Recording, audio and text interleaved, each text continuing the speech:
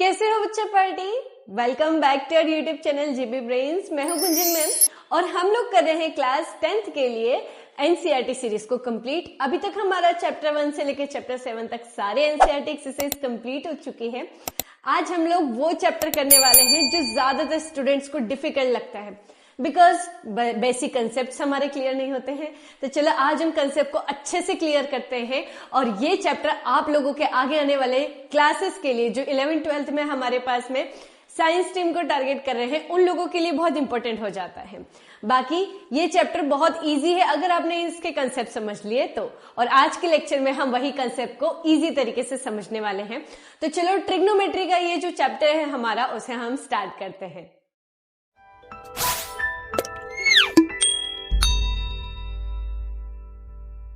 बच्चों समझो यहाँ पर ट्रिग्नोमेट्री है क्या, जिसे नाम से आपको पता है इंट्रोडक्शन टू ट्रिग्नोमेट्री। अभी तक आप लोगों ने इस चैप्टर के बारे में कुछ भी नहीं पढ़ा होगा, पर आप लोगों ने पाइथागोरस थ्योरम पढ़ी है, आपने राइट एंगल ट्रायंगल पढ़ा है, बस ये पूरा चैप्टर उसी पे बेस्ड है। तो यहाँ कुछ रेशियोज है हमारे पास में, आपको इनके बेसिक समझना होगा। तो चलो उनके बेसिक स्टार्ट करते हैं। मैं आपको बताती हूँ कि ट्रिग्नोमेट्री है क्या।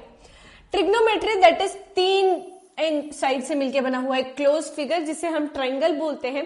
और इसकी एक स्पेशलिटी है कि ये जो ट्रिग्नोमेट्री है ये सिर्फ और सिर्फ हमारे पास में राइट एंगल ट्रायंगल के लिए ही बनेगी, है ना। जैसे पाइथागोरस थ्योरम हमारे पास राइट एंगल ट्रायंगल के लिए होती है, ऐसे ही ट्रिग्नोमेट्री का जो चैप्टर है हमारे पास में सिर्फ और सिर्फ राइट एंगल ट्रायंगल के लिए ही होगा, जहां पर थीटा हमारे पास में कितना होना चाहिए, एक एंगल कितने डिग्री का होना चाहिए, 90 डिग्री का होना चाहिए हमारे पास में।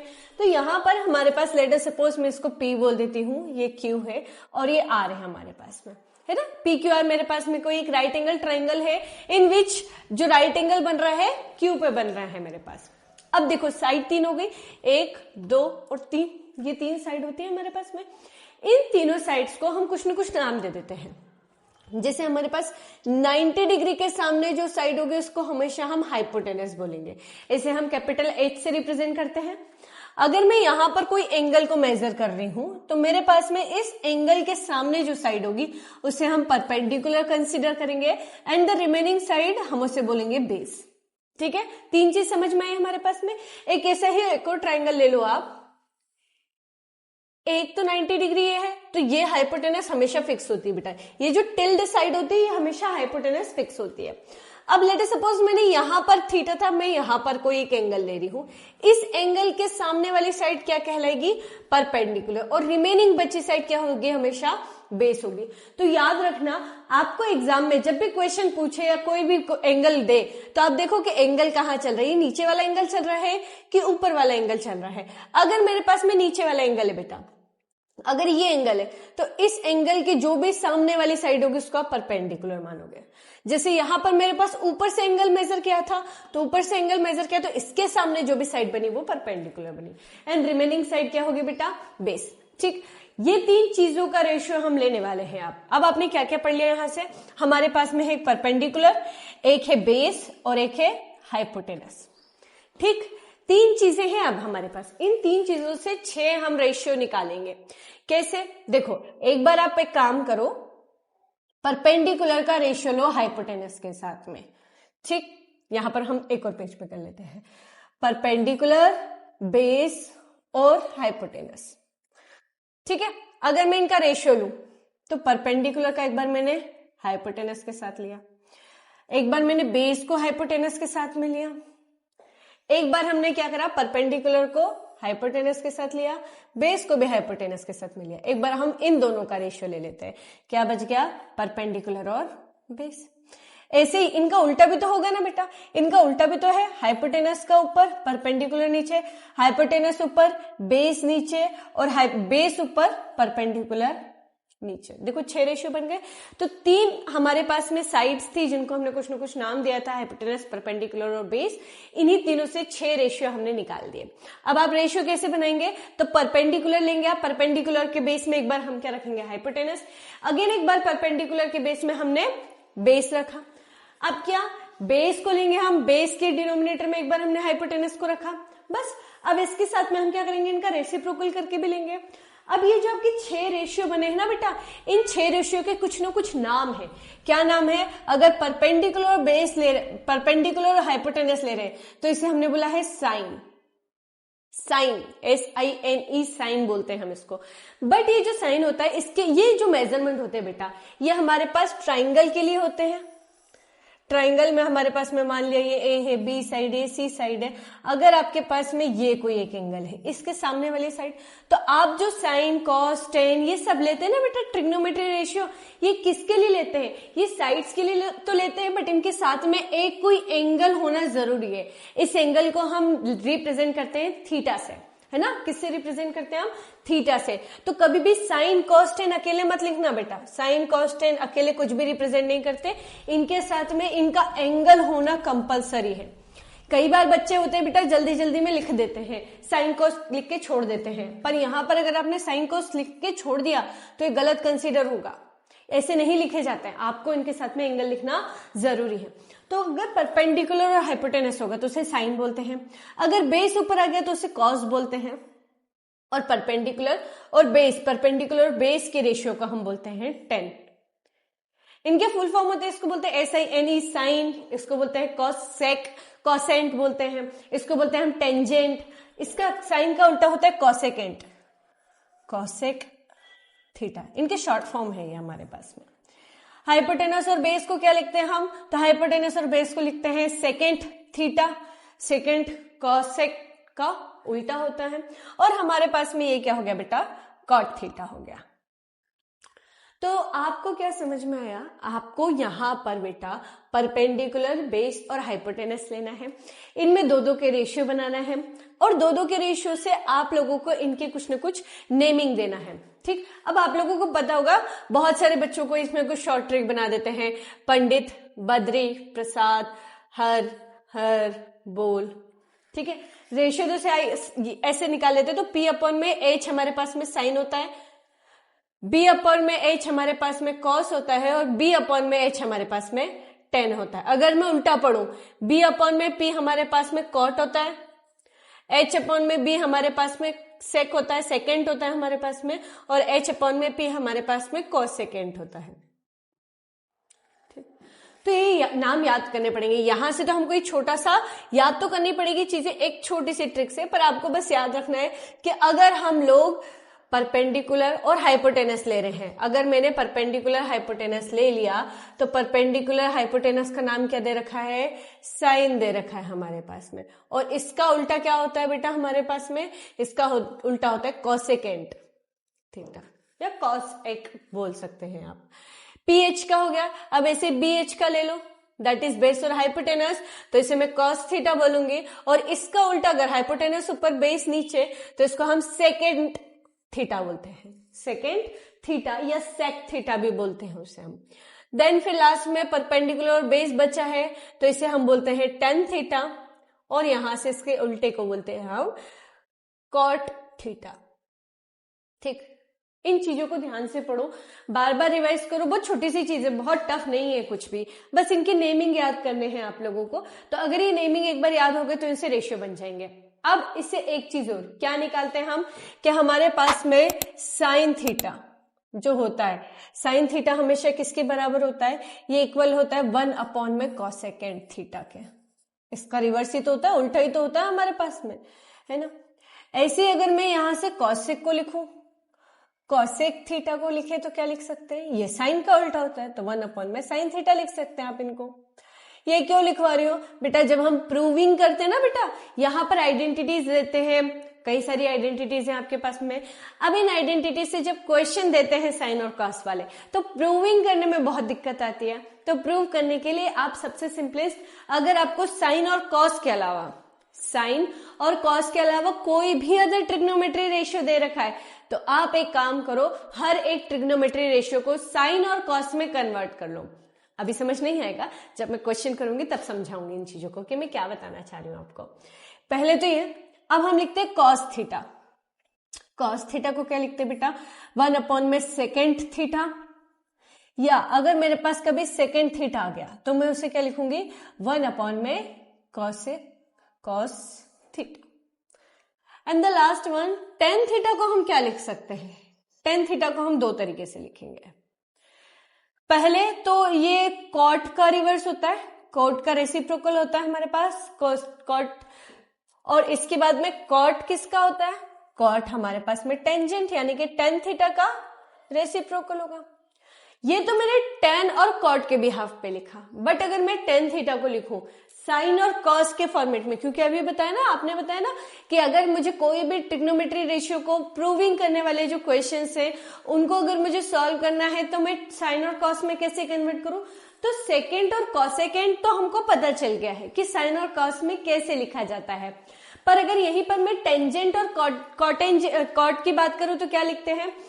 तो ये हमारे पास में किस तरीके से लिखे जाते हैं? तो tangent that is tan theta को हम क्या लिखते हैं? साइन थीटा अपॉन में कॉस थीटा का रेशियो, साइन थीटा अपॉन में कॉस थीटा का रेशियो। कैसे निकाला? तो देखो बेटा, इसको एक छोटे से ट्रिक से बता रही हूं, वैसे एग्जाम में ये नहीं पूछा जाता है, बट आपने लिखा कैसे तो आपको पता होना चाहिए। टेन थीटा बोल क्या रहे थे? टेन थीटा था परपेंडिकुलर अपॉन में बेस, यही था हमारे पास ट्रिग्नोमेट्री रेशियो से। अब मुझे बताओ, अगर मैंने साइन थीटा अपॉन में कॉस थीटा लिखा है तो साइन थीटा को हमने क्या लिखा था? साइन थीटा था परपेंडिकुलर अपॉन में हाइपोटेनस, और ये था बेस अपॉन में हाइपोटेनस। हाइपोटेनस से हाइपोटेनस कैंसिल, तो क्या बना?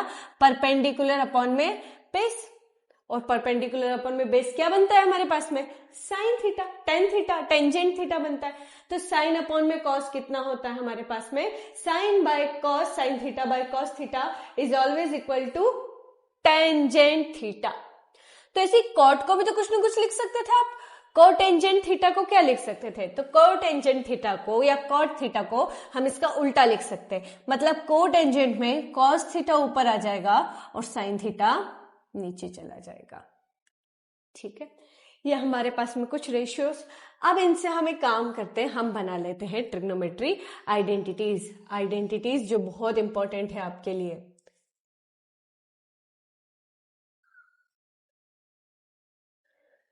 पहली आइडेंटिटी क्या? क्योंकि इन्हीं से में तीन आइडेंटिटी से नो आइडेंटिटी बनेगी हमारे पास में, एग्जैक्ट 9 आइडेंटिटीज। डरने की जरूरत नहीं है, इतनी टफ नहीं है, बता देती हूं। साइन और कॉस, साइन थीटा और कॉस थीटा, इन दोनों का स्क्वायर और उसका सम क्या होता है? 1। जितनी भी आप ट्रिग्नोमेट्री आइडेंटिटीज ले रहे हैं, सब में जब भी आप रेशियो ले रहे हैं, that is sine theta, cos theta, tan theta, तो इनका स्क्वायर लगाना कंपलसरी है ना, स्क्वायर में ही चलती है हमेशा। दूसरी क्या है? साइन और कॉस क्या आ गई? अब हम लिखते हैं 10 के लिए, तो 1 प्लस, अब 10 अकेला बचा ना बेटा, तो 1 plus tan theta, tan square theta is equal to क्या बनेगा? ये बनेगा सेक स्क्वायर थीटा। क्या बनेगा? 1 plus tan square theta is equal to sec square theta. And the last one is 1 plus cot square theta is equal to cosec square theta. Clear? आप लोगों को समझ में आया हमने कौन कौन सी आइडेंटिटी लिखी? तो ये याद है, sine square theta plus cos square theta is equal to 1, 1 plus cot square theta is equal to cosec square theta, and 1 plus tan square theta is equal to sec square theta. तो हमारे पास में कुछ इस तरीके की identities बनी। अब देखो, यहां से हम ना फॉर्मूलेज बनाएंगे। मुझे हर एक आइडेंटिटी में ए स्क्वायर माइनस बी स्क्वायर वाला कंसेप्ट दिखेगा, और मैं यहां से ए माइनस बी और ए प्लस बी से लिख सकती हूं। अगर मुझे हमेशा यहां से देखो, साइन स्क्वायर थीटा है, ये 1 है, ये कॉस स्क्वायर थीटा उधर जाएगा तो माइनस का हो जाएगा, तो साइन स्क्वायर थीटा की जगह मैं 1 माइनस कॉस स्क्वायर थीटा लिख सकती हूं। या फिर कॉस स्क्वायर थीटा को यही रहने दें, इसको शिफ्ट करें, तो इसे हम 1 माइनस साइन स्क्वायर थीटा लिख सकते हैं। और यहां पर ए स्क्वायर माइनस बी स्क्वायर की आइडेंटिटी है, तो एक बार 1 प्लस कॉस थीटा भी लिख सकते हो और 1 माइनस कॉस थीटा भी लिख सकते हो। जैसे जैसे क्वेश्चन में आएंगे वहां बताऊंगी, अभी कंफ्यूजन क्रिएट नहीं कर रही हूं आप लोगों के लिए ज्यादा, अभी मैं सिर्फ फॉर्मूलेज बता रही हूं। एक बार 1 को यही रखो, सेक स्क्वायर थीटा के पास में लेके जाओ 10 को, टेन स्क्वायर थीटा, तो sec square theta minus tan square theta is equal to क्या होगा? 1। अगेन टेन स्क्वायर थीटा को मैं यही रहने दूं, 1 को हम उधर लेके जाते हैं, शिफ्ट करते हैं, तो sec square theta is equal to sec square theta minus 1। एक बार क्या, एक बार सेम यहां पर भी करते हैं, 1 को यही रहने देते हैं, cosec square theta minus cot square theta, and क्या बेटा, एक बार कॉट को यही रहने दो, cot square theta is equal to कितना होता है, कॉसेक स्क्वायर थीटा माइनस 1। कितने फॉर्मूले हो गए? 9, 1 2 3, ये भी अपने आप में ही फॉर्मूले हैं सारे, बस हमने उससे निकाले 1 2 3 4 5 6 7 8 9। तो क्या हम लोगों को मैम ये पूरे 9 के 9 याद करने पड़ेंगे? आपने तो बताया था शॉर्ट ट्रिक है।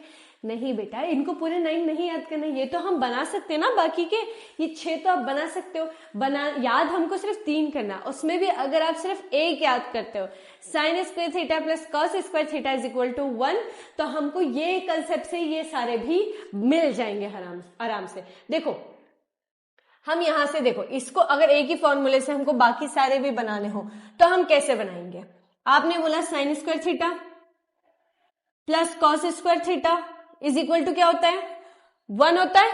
एक आइडेंटिटी याद रखिए आपने। अब मेरे को बताओ इसे 2 आइडेंटिटीज कैसे बना सकते हैं। तो एक बात सुनो, आपके पास है तो साइन और कॉस, बस यही 2 है। पूरी ट्रिग्नोमेट्री सिर्फ और सिर्फ साइन थीटा कॉस थीटा पे डिपेंड करती है आपकी। अगर आपको साइन थीटा कॉस थीटा समझ में आ गया तो आपको सब आ जाएगा, क्योंकि साइन थीटा क्या है? परपेंडिकुलर अपन में हाइपोटेनस। कॉस थीटा क्या है? बेस अपॉन में हाइपोटेनस। तो परपेंडिकुलर भी आ गया, बेस भी आ गया और हाइपोटेनस भी आ गया। मतलब ट्राइंगल की तीनों साइड इन 2 रेशियो के पास में है, इसलिए ये फॉर्मूला बहुत इंपॉर्टेंट हो जाता है हमारे लिए। और इससे आप कुछ भी बना सकते हो, कोई भी फॉर्मूला बना सकते हो। अब कैसे बनाओगे? सुनो मेरी बात। पहला फॉर्मूला तो आपको याद था sine square theta plus cos square theta is equal to 1।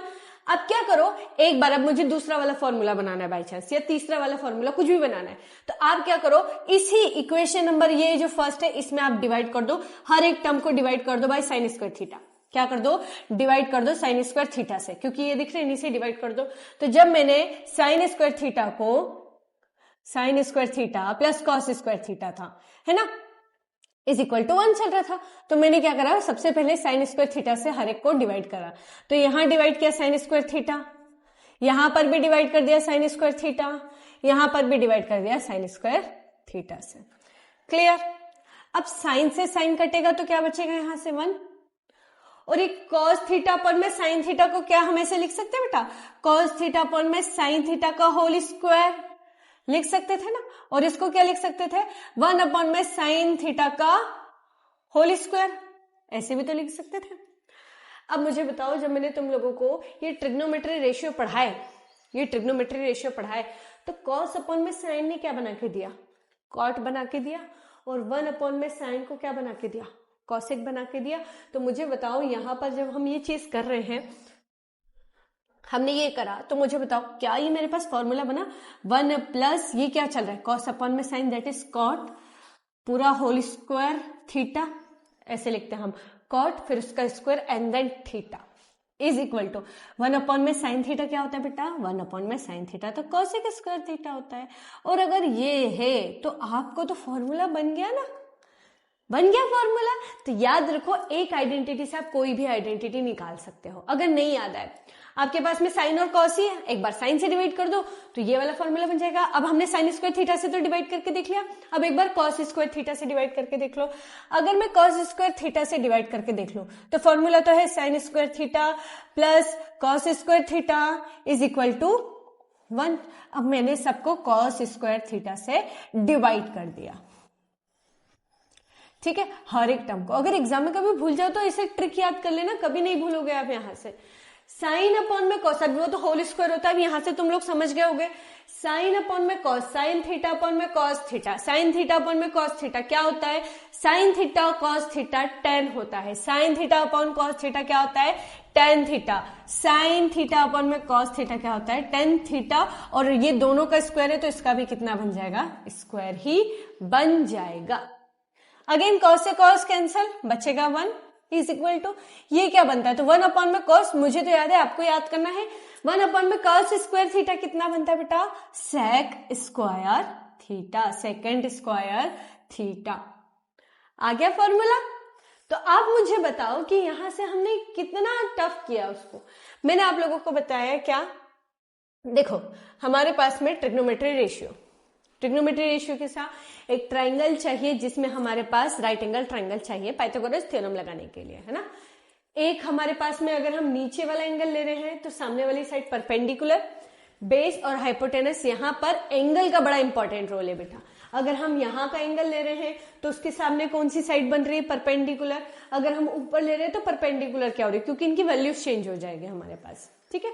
अब तीन साइड होती है, एक होती है परपेंडिकुलर, एक होती है बेस और एक होती है हाइपोटेनस। अब इन तीन से हम रेशियो लेंगे। हमने क्या लिया था, रेशियो लिया था। पहले परपेंडिकुलर को ऊपर रखा, एक बार बेस को ऊपर रखा, एक बार परपेंडिकुलर को रखा, वही पंडित बद्री प्रसाद हरबोले वाला कंसेप्ट। तो आपने यहाँ पर जब परपेंडिकुलर रखा तो उसको डिवाइड किया हाइपोटेनस से, एक बार बेस को डिवाइड किया हाइपोटेनस से, आपने दोनों को डिवाइड कर लिया। एक बार हाइपोटेनस ऊपर रखा तो परपेंडिकुलर से भी और बेस से भी डिवाइड कर लिया, रेशियो बना लिया। एक बार परपेंडिकुलर को बेस के साथ और बेस को परपेंडिकुलर के साथ। हर एक रेशियो का कुछ एक नाम है हमारे पास।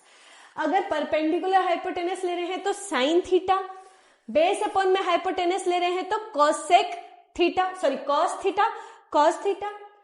परपेंडिकुलर बेस ले रहे हैं तो tangent theta, cosecant theta, hypotenuse upon में परपेंडिकुलर होता है। सेकेंट थीटा हाइपोटेनस अपॉन में बेस होता है। कॉटेक, cot theta, cotangent theta, base upon में परपेंडिकुलर होता है। ये हमको बार बार बार बार दोहराने हैं ताकि ये दोहराने पर ही फटाफट फटाफट याद हो जाए आप लोगों को। इसके बाद में जैसे रेशियो आए तो मुझे इन रेशियो के अकॉर्डिंग देखना भी था, ये जो साइन कॉस टेन बने हैं ये आपस में इनका कुछ रिलेशन होता है कि भी नहीं होता है। तो हाँ होता है, साइन थीटा रेसिप्रोकल होता है या रिवर्स होता है किसके बराबर, कॉसेकेक थीटा, कॉसेक थीटा के। और कॉसेक थीटा किसके बराबर होता है, साइन थीटा के। पर कॉसेक थीटा और कॉस थीटा दोनों अलग अलग है, उनको कंसिडर मत करना कि सेम ही है वो, उसका एक्सपांडेड फॉर्म है, नहीं अलग अलग नाम है ना वो। क्योंकि कॉस थीटा क्या होता है, कॉस थीटा तो होता है बेस अपॉन में हाइपोटेनस, और ये क्या होता है बेटा, ये होता है हाइपोटेनस अपॉन में परपेंडिकुलर। तो दोनों के नाम अलग अलग है ना, सिमिलर है पर वैल्यूज अलग अलग है उनकी, तो वहां से याद रखना। कॉस थीटा होता है 1 अपॉन में सेकेंड थीटा और सेकेंड थीटा होता है 1 अपॉन में कॉस, मतलब एक दूसरे के उल्टे होते हैं। साइन कॉसेक का, कॉस सेकेंड का, टेन कॉट का, तो टेन 1 अपॉन में कॉट लिख सकते हैं, कॉट 1 अपॉन में टेन लिख सकते हैं। और टेन और कोट को साइन के बेस में कैसे लिख सकते हैं, तो साइन थीटा अपॉन में कॉस थीटा। क्यों, मैंने आप लोगों को बताया ना बेटा, क्योंकि साइन थीटा और कॉस थीटा एक ऐसी टर्म्स है जहां पर हमारे पास में परपेंडिकुलर, हाइपोटेनस और बेस तीनों साइड्स आ जाते हैं हमारे पास में, इसीलिए हम ज्यादातर टाइम साइन थीटा और कॉस थीटा को कंसिडर करते हैं यहाँ पर। तो sine theta tan theta sine upon में कॉस होता है, cot theta cos theta upon में साइन थीटा होता है, ठीक है। कभी भी sine cos tan, cot sec, कॉटेक, कॉसेक, ये कभी भी हमारे पास विदाउट एंगल नहीं लिखे जाते। And what is theta, theta हमारे पास में एक ग्रीक वर्ड है जो कि हमारे पास रिप्रेजेंट करता है एंगल को। किसको रिप्रेजेंट करता है, एंगल को। किसके एंगल को रिप्रेजेंट करता है, ये हमारे पास ट्राइंगल के उस एंगल को रिप्रेजेंट करता है जिसकी वैल्यू आप फाइंड करने हैं या करना चाहते हैं, उससे हम रिप्रेजेंट करते हैं इससे। इसके बाद में इसी ट्रिग्नोमेट्री रेशियो में हमारे पास थी आइडेंटिटीज। आइडेंटिटीज थी 3, उन 3 आइडेंटिटीज से हमने 6 आइडेंटिटीज और निकाली, तो कुल मिला के हो गई टोटल 9। अब मुझे सिर्फ और सिर्फ एक आइडेंटिटी याद रखनी है, कौन सी, sine square theta plus cos square theta is equal to 1। अब क्या करो, जब मुझे बाकी की 2 निकालनी है तो इस साइन स्क्वायर थीटा और कॉस स्क्वायर थीटा की जो वैल्यू है एक एक करके डिवाइड कर दो। सबसे पहले मैंने क्या किया, मुझे याद नहीं हो रही थी, मैंने सिर्फ एक आइडेंटिटी याद रखी, sine square theta plus cos square theta is equal to 1। अब प्लस लगेगा, साइन और कॉस दोनों का अलग अलग स्क्वायर है, इज इक्वल टू 1 चल रहा है। अब हम क्या करेंगे, इस आइडेंटिटी को लेके सबसे पहले साइन स्क्वायर थीटा से सबको डिवाइड कर दिया। क्या कर दिया, सबको डिवाइड कर दिया। अब जब डिवाइड कर दिया तो यहाँ पर ये कॉस और साइन बचा था, 1 अपॉन में साइन बचा था। अब ये रेशियो तो हम शुरू में पढ़ के आए थे, तो कॉस थीटा को आपने क्या लिखा था, कॉस थीटा साइन थीटा के रेशियो को हमने क्या बोला था, तो ये तो मेरे पास में कॉट थीटा होता है, कोटेंजेंट थीटा होता है हमारे पास, और ये सब दोनों स्क्वायर है तो ये भी तो स्क्वायर रहेगा, 1 अपॉन में साइन। तो साइन थीटा हमारे पास में कॉसेक थीटा का रिवर्स होता था, रेसिप्रोकल होता था, तो हमने 1 अपॉन में साइन थीटा को क्या लिखा है बेटा, कॉसेक थीटा का स्क्वायर, क्योंकि स्क्वायर में चल रही है कंडीशन। ऐसे एक बार हमने, अब ये मेरे पास में क्या बन गई, ये आइडेंटिटी आ गई बेटा। आप लोगों ने ये आइडेंटिटीज नहीं याद करी, आप भूल गए हो, एक ही आइडेंटिटी याद है आपको, तो आप बाकी दो इस तरीके से भी बना सकते हो। बहुत इजी है, बस आपके कंसेप्ट कहाँ पर याद रखने दो बेटा, बेसिक ट्रिग्नोमेट्री रेशियो को याद कर लो, उनके जो नाम होते हैं वो याद रख लो, और इनको किस तरीके से बनाया जाता है बस वो याद कर लो। तो आपका जो काम है ट्रिग्नोमेट्री आइडेंटिटीज को याद करने का, वो तुरंत हो जाएगा। ठीक है, अब एक चीज और यहाँ पर, एक लास्ट टॉपिक और इसका, वो है हमारे पास में टेबल, जो बहुत सारे बच्चों के लिए बड़ी कंफ्यूजिंग होती है।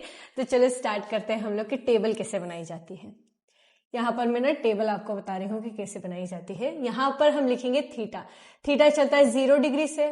0 डिग्री एक हमारे पास कुछ होता है, एक होता है मेरे पास में 30 डिग्री, एक होता है हमारे पास में 45 डिग्री। 45 डिग्री एंगल पे हम एक काम करते हैं, एक होता है 60 डिग्री, एक होता है 90 डिग्री। ये कुछ फिक्स है बेटा हमारे पास में, है ना। ऐसे ही हमारे पास में 0 से 90 आपको पता होगा ना, एक हमारे पास सर्कल के अंदर एक क्वाड्रेंट होते हैं, 4 क्वाड्रेंट होते हैं। तो ये 0 से लेकर 90 तक मैंने अभी तक यहाँ तक के आपको हिस्से बता दिए। मतलब अगर मैं XY प्लेन की बात करूं तो अभी आप सिर्फ और सिर्फ क्लास 10th में 0 से 90 तक का पढ़ते हैं, पर जैसे 11th और 12th का मैथ्स आता है तो फिर हम पूरा क्वाड्रेंट पढ़ते हैं ना, XYZ प्लेन सब कुछ पढ़ते हैं। तो अभी आपको जितने एंगल से वो, क्या मैम इनके बीच के एंगल नहीं आ सकते क्या, 15 डिग्री नहीं आ सकता क्या, 25 डिग्री नहीं आ सकता क्या, आ सकता है, पर उसकी वैल्यू डायरेक्ट नहीं होती है, वो आपको फाइंड करनी पड़ती है। तो वो हम आगे फर्दर क्लासेस में उसको समझते हैं। अभी आप लोगों के लिए सिर्फ इतने ही एंगल्स है, इतने ही एंगल्स पे, इतने ही डिग्री पे हमको उन पर्टिकुलर एंगल्स की वैल्यू फाइंड करनी है। जो आपके पास ट्रिग्नोमेट्री रेशियो है ना बेटा, उन ट्रिग्नोमेट्री रेशियो की सिर्फ और सिर्फ इन्हीं 5 एंगल्स पे वैल्यू फाइंड करनी होती है। ठीक है, अब देखो मैं यहां लिख रही हूं साइन थीटा। सबसे पहले साइन, है ना, सबसे बड़े भैया हमारे कौन, साइन थीटा। उससे नीचे कौन, उससे छोटे हमारे कॉस थीटा भैया। फिर टेन थीटा। ऐसे हमारे पास में क्या आ जाएंगे, ऐसे हमारे पास में कॉसेक आ जाएगा, क्योंकि साइन का, अब ये तो 3 हो गए, अब 3 इनके उल्टे होते हैं, तो एक लिखो कॉसेक, एक लिखोगे सेक, और एक लिखोगे कोटेंजेंट जिसको अपन बोलते हैं। बस इनके रेशियोज बना ले हम। आप लोग पहले तो उसको इसी तरीके से बनाना है, ये कंपलसरी इसको ऐसे बनाना है कि आप सबसे ऊपर 0, 30, 45, 60, 90 रखो। उसके बाद में आप सबसे पहले रखोगे साइन, क्योंकि अब मैं जो ट्रिक बता रही हूं यहां से, ये टेबल बनाने के लिए, स्टेबल फॉर्मेशन के लिए, ये ट्रिक सिर्फ इसी साइन थीटा के लिए ही होता है। पहला नंबर जो है हमारे पास में, पहले जितनी भी वैल्यूज आएंगी वो किससे आएंगी बेटा, साइन थीटा से आएगी। तो चलो यहां से स्टार्ट करते हैं। अब मेरी बात सुनो, जब ये तो थीटा है तो इधर तो कुछ नहीं करना है, ये एंगल से अब यहां से हम वैल्यूज फाइंड करते हैं। आपके पास में सबसे छोटा नंबर क्या दे रखा है, 0। तो मैं यहां से आपको रफ बता रही हूं ये चीज करने के लिए। क्या दे रखा है सबसे छोटी वैल्यू 0, तो यहां लिखेंगे हम 0 से काउंटिंग शुरू करते हैं। 0, ये 1, ये 2, ये 3, और ये कितना हो गया बेटा 4। कहां से शुरू करी हमने, 0 से शुरू करी, 0, 1, 2, 3, 4। अब हाईएस्ट नंबर क्या आया, 4 आया ना, इस 4 से सभी को डिवाइड कर दो, क्योंकि रेशियो है ना, तो बार बार रेशियो लेना पड़ेगा, तो सबको डिवाइड कर दो। ठीक, अब जब रेशियो आपने डिवाइड किया तो सबका ले लो स्क्वायर रूट। क्या ले लोगे, स्क्वायर रूट। क्यों लेना है, किस लिए लेना है, आपको टेबल बनाने से मतलब है। आम खाओ, गुठली काय को गिनना है। तो सर ऐसे 0, हम यहाँ पर क्या कर रहे हैं, 0 डिग्री का स्टार्ट करना है, तो 0 से लिया, 0, 1, 2, 3, 4, हाईएस्ट नंबर 4, तो 4 से हर एक डिजिट को हमने क्या करा, डिवाइड कर दिया। डिवाइड करने के बाद थर्ड स्टेप तीनों को क्या करना है, स्क्वायर रूट। समझ में आया क्या करना है, सबसे पहली स्टेप 0 से काउंट करना है, 0, 1, 2, 3, 4, हाईएस्ट नंबर 4, तो 4 से सेकेंड स्टेप में 4 से सबको डिवाइड कर देना है। जब डिवाइड कर दिया तो थर्ड स्टेप क्या, थर्ड स्टेप में सबका स्क्वायर रूट ले लेंगे। अब समझो, जब मैंने 4 को डिवाइड किया 0 से, तो आंसर कितना आएगा, यहां पर कुछ भी करोगे आंसर कितना आया, 0। ये वैल्यू आ गई मेरे पास में। तो साइन 0 डिग्री, अब ये थीटा की वैल्यू निकाल रहे हो बेटा आप, ये थीटा अलग अलग हो गया हमारे पास में, है ना। थीटा मतलब मैंने क्या बताया था आपको, एंगल। तो यहां से समझो साइन 0, अब इसको साइन थीटा थोड़ी ना पढ़ूंगे, अब इसको पढ़ेंगे हम। साइन 0 डिग्री पे कितनी वैल्यू देगा, 0 वैल्यू देगा। साइन 0 डिग्री कितना होता है, 0 वैल्यू होता है। ठीक, अब 1 और 4 तो कटेंगे नहीं, तो क्या 1 स्क्वायर रूट से बाहर आएगा, हाँ आ सकता है। इसको हम लिखेंगे 1 बाय, इसके डिनोमिनेटर में क्या है 4, 4 का स्क्वायर रूट क्या होता है 2, तो हम इसको क्या लिखेंगे 1/2। इट मीन्स साइन 30 डिग्री की वैल्यू कितनी होती है, ऐसे पढ़ते हैं साइन 30 डिग्री कितना, तो साइन 30 डिग्री मेरे पास में 1/2 होता है। क्लियर। अब ये कितना, ये तो कट जाएगा, ये 1/2 बना, 1 का स्क्वायर रूट तो 1 ही होता है। अब 2 क्या आ गया रूट में, और रूट वाले नंबर क्या होते हैं इर्रेशनल, चैप्टर 1 में पढ़ के आए हम। तो इर्रेशनल नंबर है तो √2 तो एज इट इज ही रहेगा हमारे पास में। ठीक है, √3/4 कटना तो नहीं है, डिवाइड तो होना नहीं है हमारे पास में, तो √3 तो बाहर नहीं निकलना है, वो भी तो इर्रेशनल नंबर ही था। 4 आएगा, 4 क्या आ गया 2, 4 से 4 तो कट रहा है, यहाँ पे क्या बचा 1, 1 का स्क्वायर रूट कितना होता है, ये हो गई हमारे पास टेबल कंप्लीट। इसको हटा दो, अब इसका कोई काम नहीं आपके पास में, बन गई। अब एक टेबल आ गई ना, अब आपके पास में एक रेशियो की वैल्यू, आप कोई भी रेशियो निकाल सकते हो। इसे एक अकेली साइन की वैल्यू से आप पूरे के पूरे रेशियो निकाल सकते हो। पता है आपको मैम कैसे, बताती हूँ, समझो। साइन, जब आपका साइन 0 से 90 चलता है तो कॉस इसका उल्टा हो जाता है, मतलब साइन 90 की जो वैल्यू होगी वो कॉस 0 की वैल्यू होगी, तो हम इसको ऐसे उल्टा पढ़ते आते हैं। तो कॉस 0 डिग्री कितना होगा जो साइन 90 होता है, दैट इज 1। कॉस साइन 60 कितना होता है √3/2, तो कॉस 30 √3/2। मतलब हम पीछे से पढ़ना शुरू करते हैं इसको। अब 45 पे 1/√2 तो दोनों की ही वैल्यू होती है, तो कोई दिक्कत नहीं, होने दो। अब इससे आगे चलेंगे तो ये कितना हो गया 1/2, यहां पर आ गए हम, और ये क्या आ गया 0, इसको यहां लिख दिया, बस। ये डिग्रीज नहीं है, वैल्यूज है। समझ में आई कितना इजी था टेबल बनाना। अभी रुको रुको, अभी पूरा नहीं हुआ, अभी तो बाकी है हमारे पास में, समझो। अब क्या निकाल रहे हो बेटा, यहां पर क्या निकाल रहे हो आप, tan थीटा, और tan थीटा आप लोगों को मैंने क्या बताया, sin थीटा अपॉन में cos थीटा होता है। क्लियर, क्या होता है tan theta is equal to sin theta upon में cos थीटा, मतलब sin और cos की वैल्यू को मुझे डिवाइड करना है।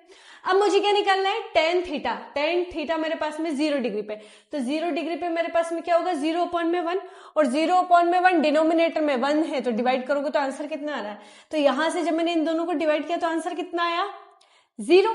अब मेरे पास में ये वैल्यू कितनी है, ये वैल्यू है मेरे पास में 1/2 को डिवाइड करना है मुझे, डिवाइड का साइन लगा रही हूं है ना मैं, किससे करना है √3/2 से। अब फ्रैक्शन से फ्रैक्शन तो डिवाइड होता नहीं, हम क्या करते हैं इसको पहले वाले नंबर को एज इट इज रखते हैं, डिवाइड का साइन चेंज होता है मल्टीप्लाई में। अगर ये डिवाइड का साइन मल्टीप्लाई में चेंज हुआ तो डिवाइड के बाद जो भी फ्रैक्शन है उसका क्या हो जाएगा रेसिप्रोकल हो जाएगा।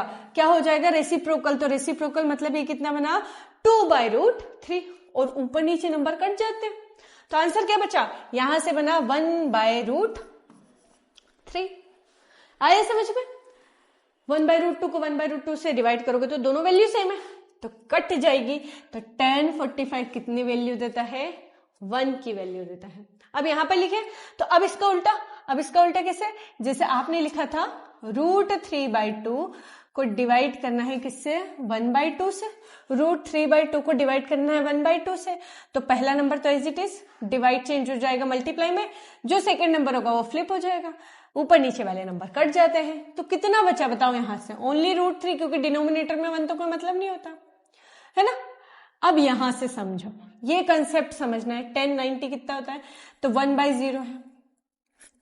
चैप्टर 1 में आप क्या पढ़ के आए थे, रैशनल नंबर क्या होता है हमारे पास में, जो p/q के फॉर्मेट में होता है, q is not equal to 0। किसी भी नंबर के डिनोमिनेटर में 0 तो लिख नहीं सकते, क्यों, क्योंकि 0 कभी डिफाइन नहीं होता, 0 कोई डिफाइन नहीं है, 0 1 जा 0, 0 2 जा 0, मतलब 0 की कोई टेबल नहीं होती।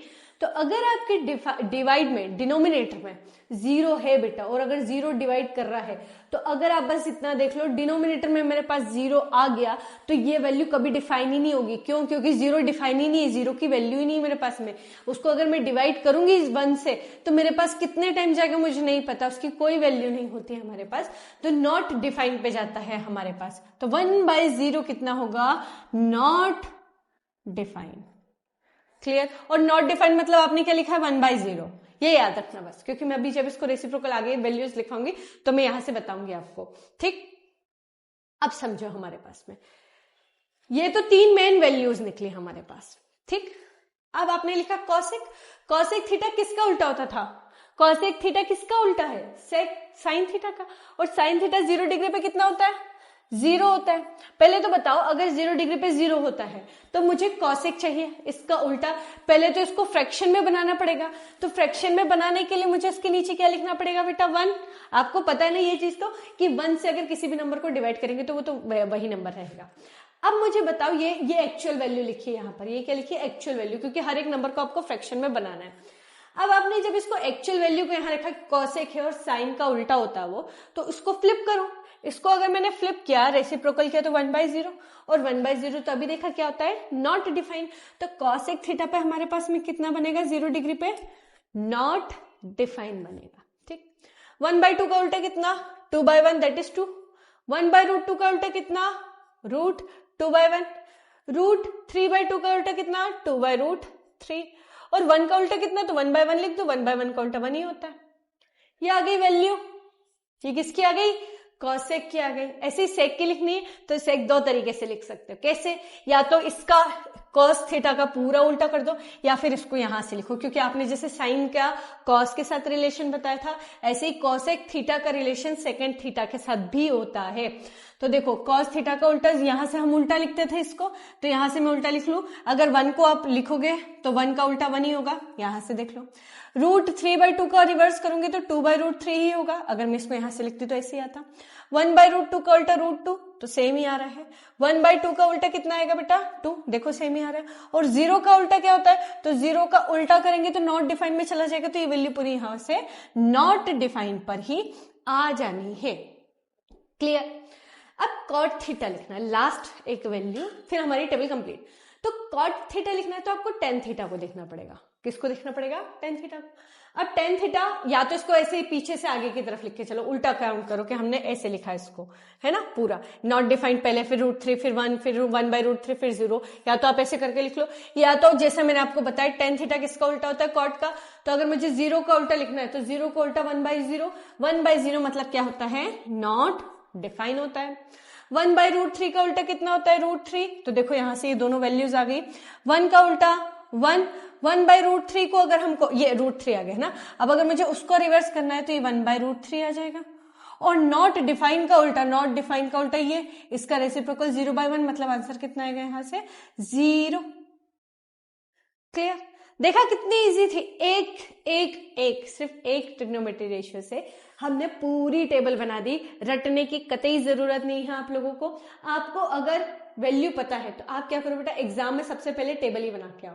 और अगर नहीं होता है ना, सब कुछ भूल जाओ, तो ऐसे याद रखा करो, साइन कहां से कहां तक चलता है, तो साइन चलता है 0 से 1 तक।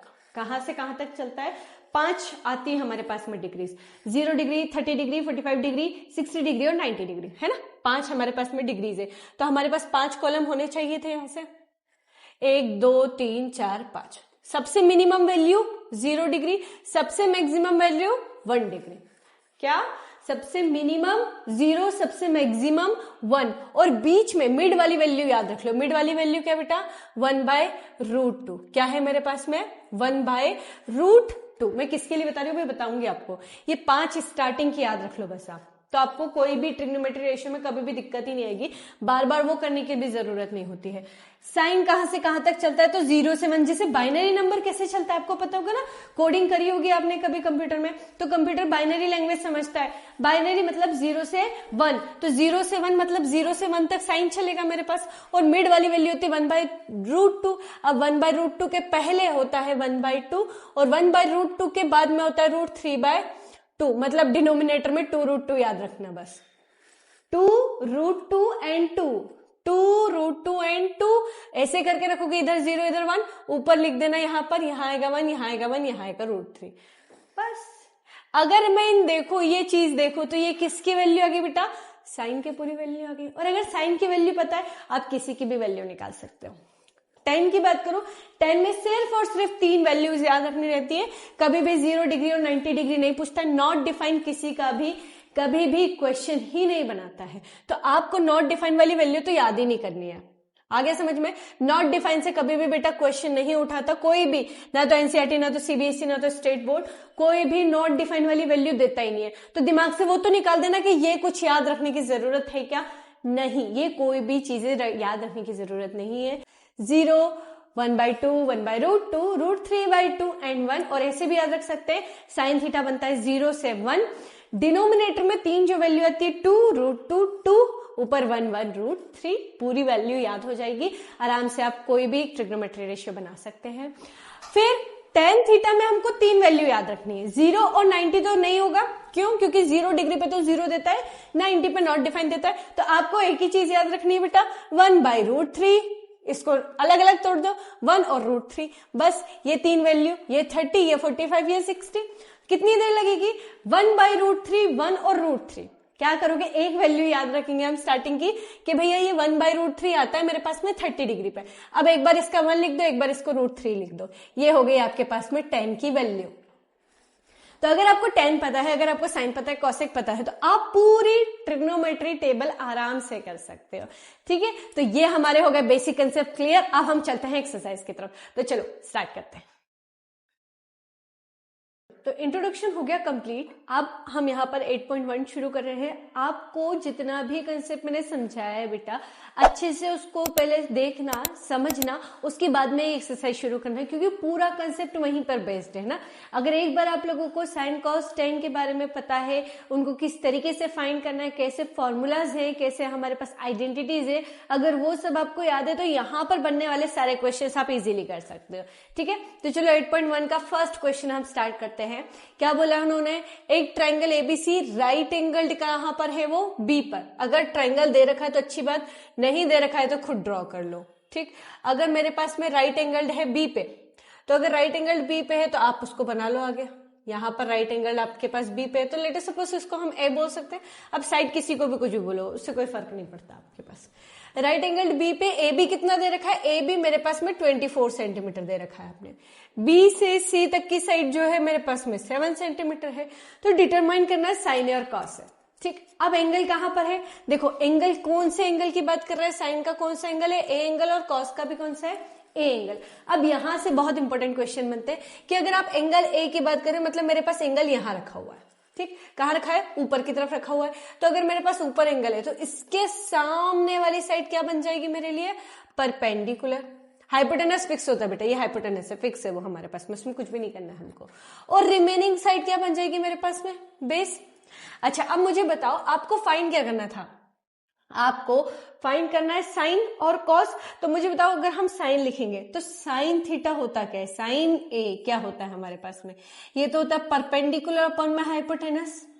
अब परपेंडिकुलर तो 7 दे रखा है आपने, पर मुझे बताओ हाइपोटेनस कहीं दिख रहा है क्या? वो एसी जो है हाइपोटेनस है, उसकी साइड पता है क्या आपको? नहीं पता। तो क्या चल रहा है? ये राइट एंगल ट्राइंगल है, और अगर राइट एंगल ट्राइंगल है हमारे पास में तो पाइथागोरस थ्योरम है। तो बाय पाइथागोरस थ्योरम पहले तो हम वो लगाएंगे, बाय पीजीटी हमारे पास में हाइपोटेनस का स्क्वायर होता है परपेंडिकुलर का स्क्वायर प्लस बेस का स्क्वायर। ठीक है, अब 24 का स्क्वायर कितना होता है बेटा हमारे पास में? तो 24 का स्क्वायर होता है 576। ये याद रखना है आपको। कुछ कुछ चीजें जैसे हमारे पास में 25, 24 और 7 का भी एक ट्रिपलेट होता है, ये साइड्स होती है, और 7 का होता है 49। तो हमारे पास में इसका कितना हो गया? 6, 5, 6 और 9 15 हो गया, 8 और 2 12, और ये 6 हो गया। अब यहां से हाइपोटेनस चाहिए, क्योंकि ये तो h स्क्वायर निकला मेरे पास में, तो h कितना निकलेगा? दैट इज हाइपोटेनस कितना निकलेगा? इसका स्क्वायर रूट कर दें। स्क्वायर रूट करेंगे तो कितना आएगा? 25। तो हाइपोटेनस कितना आ गया बेटा? हाइपोटेनस आ गया हमारे पास में 25। अब अगर ये 25 है तो ये रहा मेरे पास में साइन ए। ठीक, अब सब आपको पता चलिए ना, यहां पर कितना है हाइपोटेनस मेरे पास में? 25 आया। ठीक, यहां पर हमारे पास में 25 आ गया। ये आपका रफ वर्क है, आप चाहो तो इसको मेंशन कर सकते हो, नहीं करना तो डायरेक्टली कर लेना।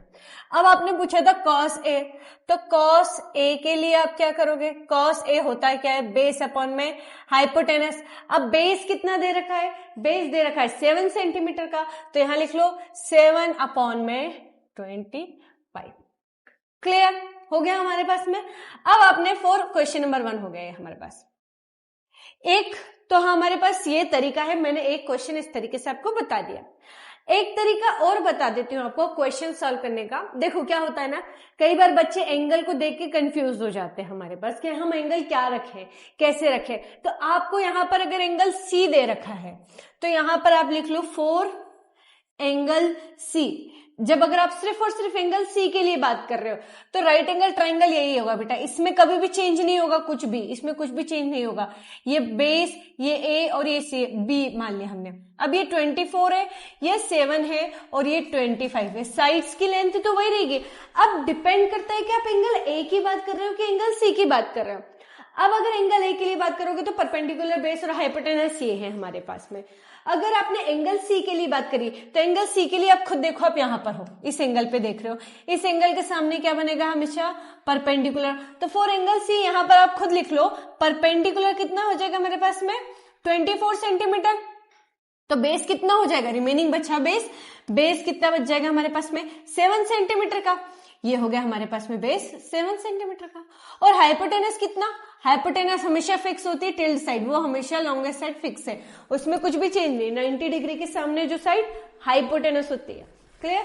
तो अब हमारे पास में एंगल सी, तो आप बता दो आप साइन सी कितना होगा। साइन सी हमें पता है क्या होता है, परपेंडिकुलर अपन में हाइपोटेनस। परपेंडिकुलर यहाँ पर 24 है, हाइपोटेनस यहाँ पर 25 है, ठीक, ये हो गया आंसर।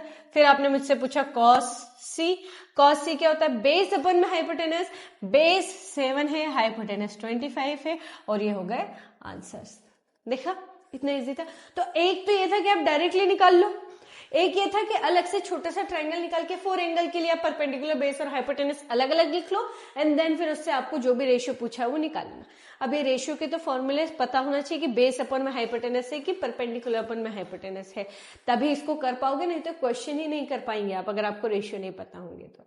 ठीक है, तो यहां से हमारा क्वेश्चन नंबर फर्स्ट कंप्लीट। चलो नेक्स्ट करते हैं। आप इस गिवन फिगर में अब आप लोगों को क्या दे रखा है, 10p माइनस कॉट आर निकालना है। वो तो बात की बात, पहले आप देख लो यहां से क्या मेरे पास में परपेंडिकुलर हाइपोटेनस और बेस तीनों साइड है क्या, नहीं है, तो निकाल लो।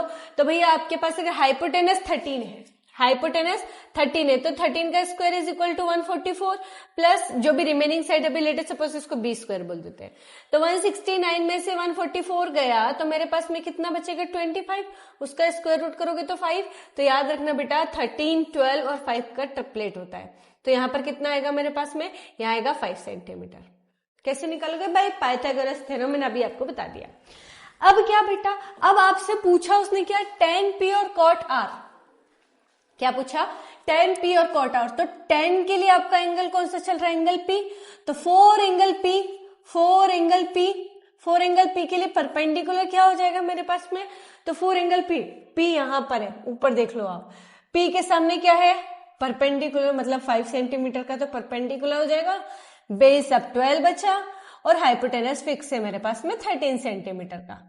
ठीक, तो अगर मैं 10p की वैल्यू रखूं तो 10p कितना आएगा मेरे पास में, परपेंडिकुलर अपन में बेस होता है, इट मींस 5 अपन में 12 आपने दे रखा है। अब cot r की बात कर रहे हो, तो अगर आपने cot r लिखा है तो एंगल r के लिए यहां पर इन्हीं एंगल की बहुत इंपॉर्टेंट रोल होता है बेटा। अब जिस पोजीशन पे बैठो परपेंडिकुलर अपनी प्लेस बदल लेगा, परपेंडिकुलर बेस फ्लक्चुएट होते रहते, चेंज करते रहते अपनी पोजीशन को, बट हाइपोटेनस फिक्स होता है ना।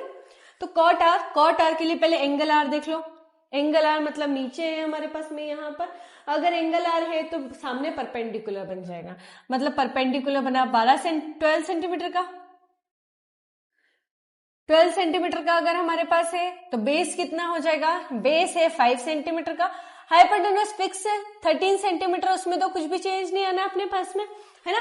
तो cot r क्या होता है बेटा, cot r होता है इसका जस्ट उल्टा, मतलब बेस अपॉन में परपेंडिकुलर, तो बेस कितना है 5, परपेंडिकुलर कितना है 12। अब अकॉर्डिंग टू क्वेश्चन आपसे जो भी पूछे, ये तो हमने इंडिविजुअल वैल्यू निकाल ली। अब आपने क्या बोला था, 10p में से माइनस कर दो cot r को, है ना। 10p क्या था 5/12 था, उसको माइनस करा cot r, वो भी तो 5/12 ही था, दोनों ही सेम वैल्यू कट हो जाएगी, आंसर कितना आया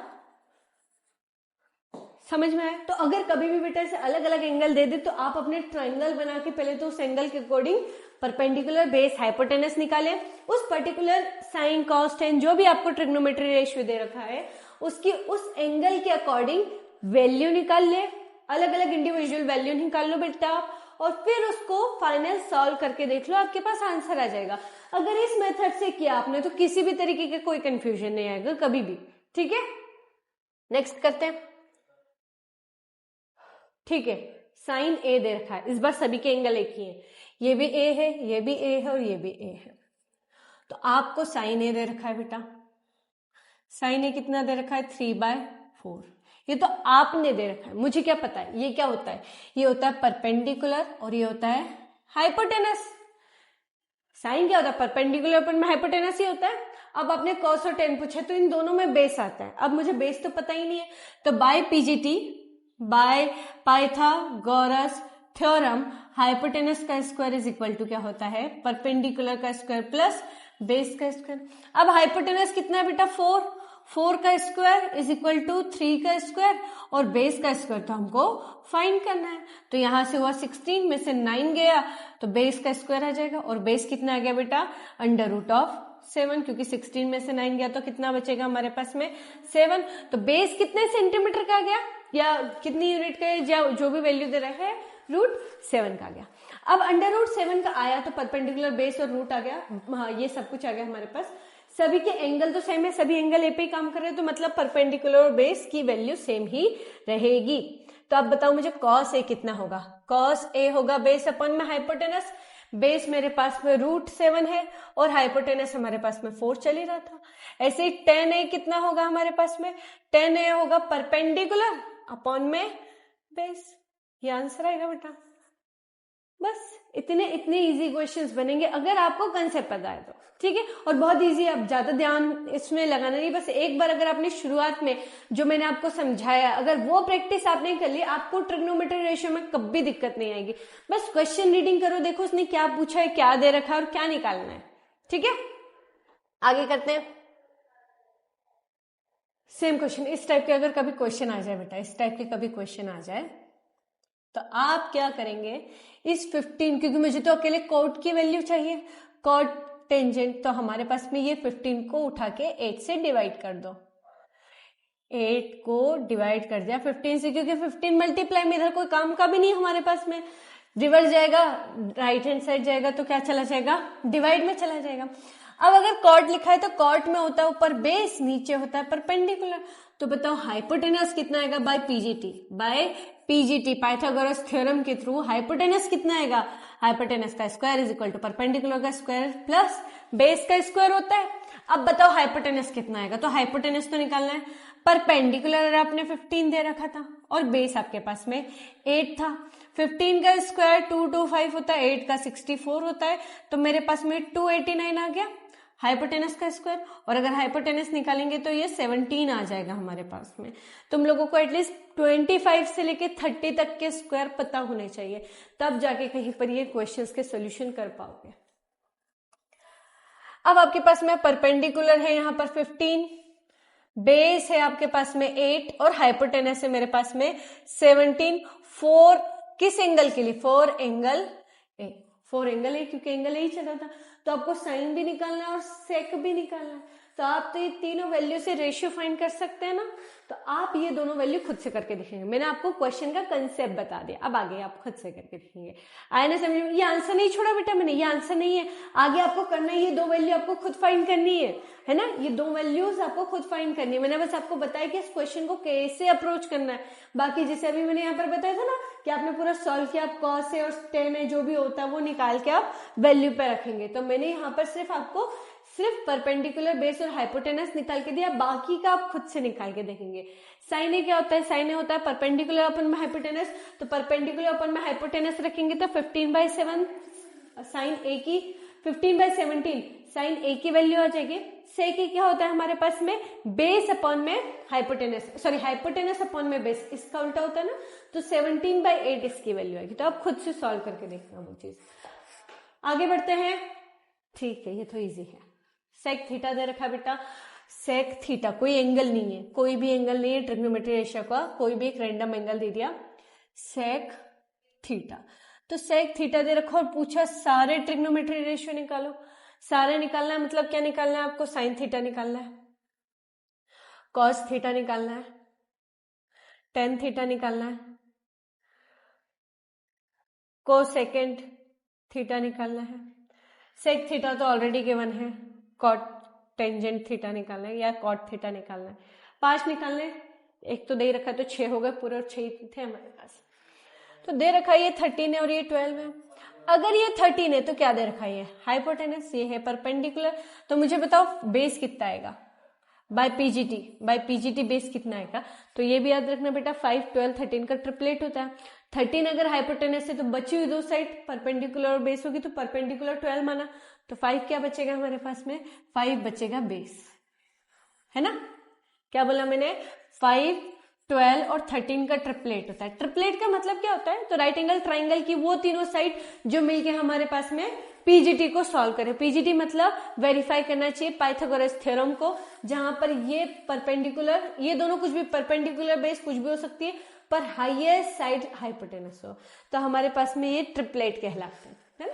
तो आपको 12 और 13 दे रखा था, अब 13 हमारे पास ऑलरेडी हाइपोटेनस है, ये बेस है, तो बचा हुआ क्या होगा, बचा हुआ परपेंडिकुलर होगा। और नहीं भी निकालो, अगर ऐसे भी नहीं समझ आए तो पाइथागोरस थ्योरम लगा देना, आंसर आ जाएगा। अब आपके पास में 4 एंगल थीटा, 4 थीटा एंगल आपके पास में क्या दे रखा है, परपेंडिकुलर कितना है 12, बेस कितना है 5, हाइपोटेनस कितना है 13।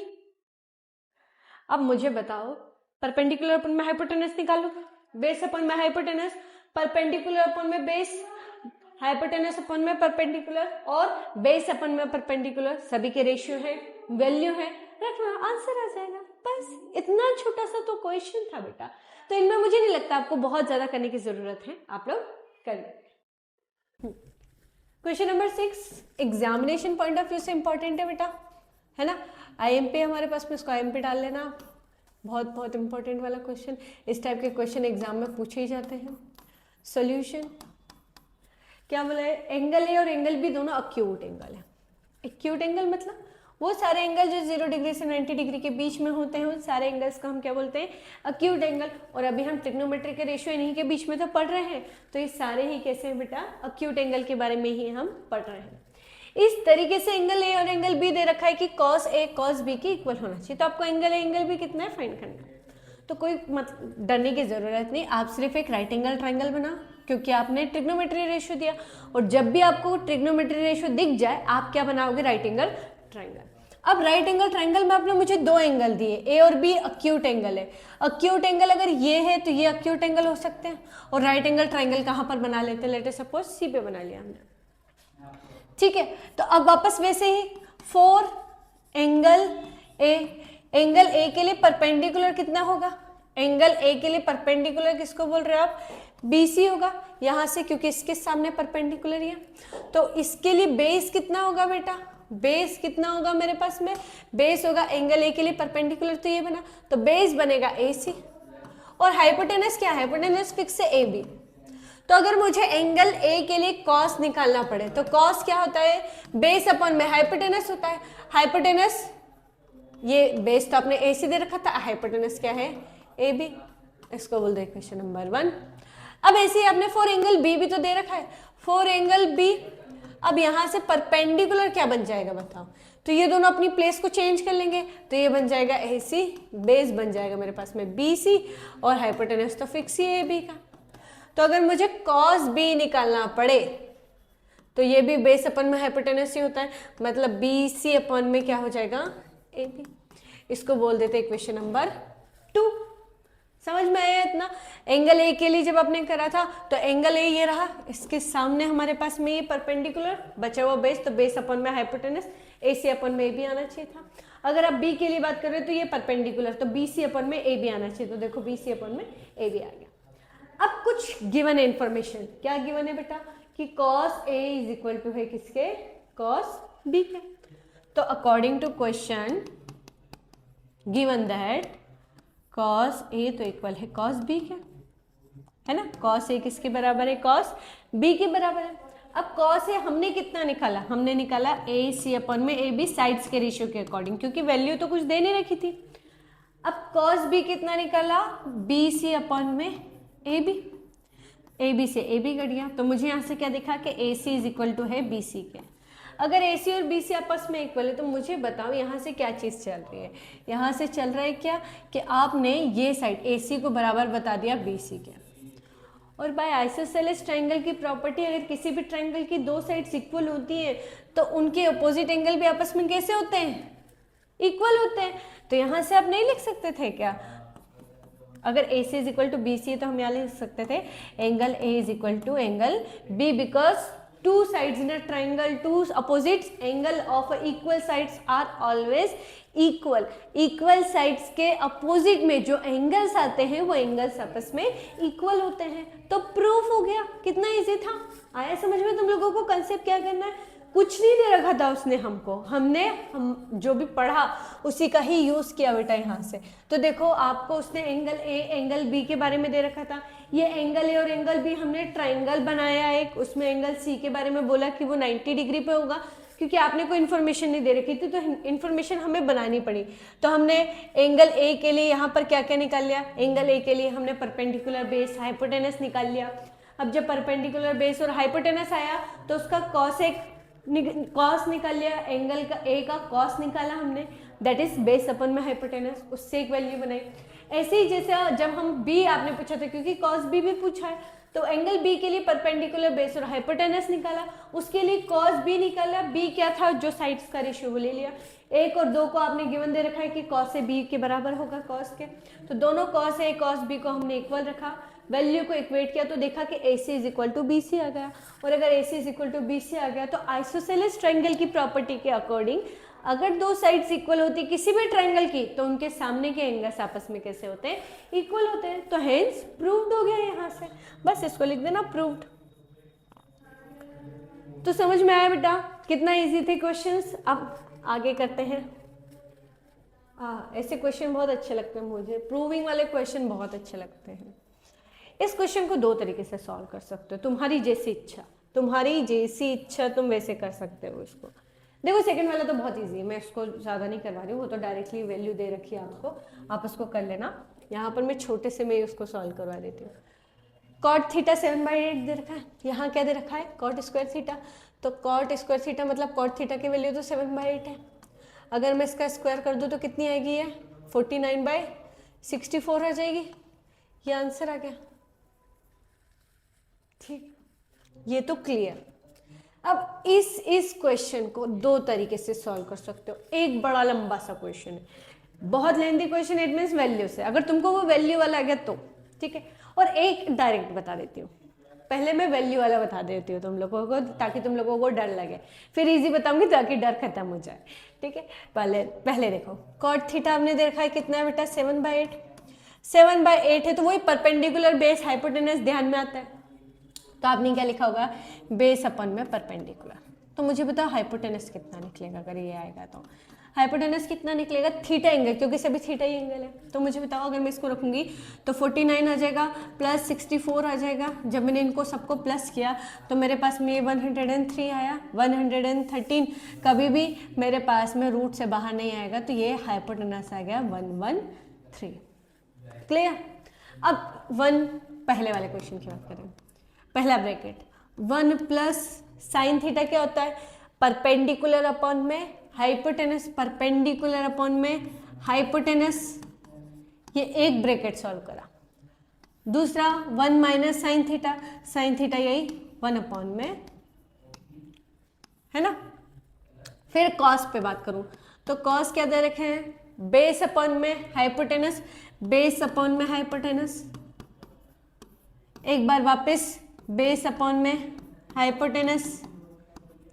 ठीक, अब आप इसको सॉल्व कर लो बेटा। वैसे तो मुझे दिख रहा है a प्लस बी और a माइनस बी का स्क्वायर है, तो a का स्क्वायर माइनस b का स्क्वायर, तो a का स्क्वायर माइनस b का स्क्वायर, तो b का स्क्वायर कितना हो जाएगा मेरे पास में? 64 अपॉन में 113 होल डिवाइडेड बाई क्या चल रहा है? होल डिवाइडेड बाई ये भी तो चल रही है ना वैल्यू। तो a plus b, a minus b का फॉर्मूला, क्योंकि देखो एक बार दोनों नंबर प्लस में, एक बार दोनों नंबर माइनस में, तो a square minus b square का फॉर्मूला बनना है।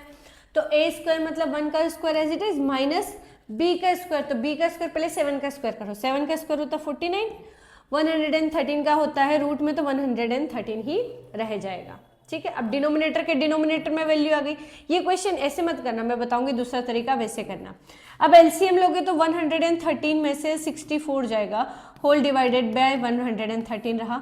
नीचे भी जब आप एलसीएम लोगे तो 113 में से 49 को माइनस करोगे और डिनोमिनेटर में ये 113 रहा, तो डिनोमिनेटर वाला कट जाएगा, ऊपर बचेगा, इसमें से आप माइनस करोगे तो मेरे पास पूरा बच जाएगा 49 और नीचे बचेगा 64। ये आंसर आ गया हमारे पास। एक तो ये तरीका है कि आप पूरा उसको ऐसे सॉल्व करो और सॉल्व करके ऐसे करो।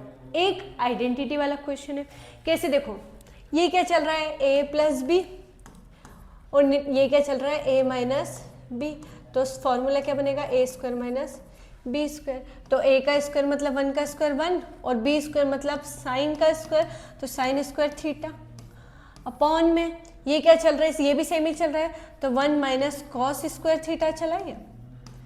ठीक है, अच्छा आइडेंटिटी क्या बोली थी, आइडेंटिटी अगर तुम लोगों को पता हो तो देखो यहाँ से भी तुम लोगों को बताती हूँ। अपने आइडेंटिटीज जब हमने आइडेंटिटी वाला क्वेश्चन करे थे तो आइडेंटिटी में आपने क्या देखा था, साइन स्क्वायर थीटा क्या होता है 1 माइनस कॉस स्क्वायर थीटा, और कॉस स्क्वायर थीटा क्या होता है 1 माइनस साइन स्क्वायर थीटा। तो जहां 1 माइनस साइन स्क्वायर थीटा उसको मैं कॉस स्क्वायर थीटा लिख सकती थी, और 1 माइनस कॉस स्क्वायर थीटा को हम क्या लिख सकते थे, साइन स्क्वायर थीटा। तो बस यहीं से ही हम क्वेश्चन को सॉल्व करना शुरू करते हैं। यही वैल्यूज को मैं यहाँ पर पुट करने वाली हूँ। आप देखो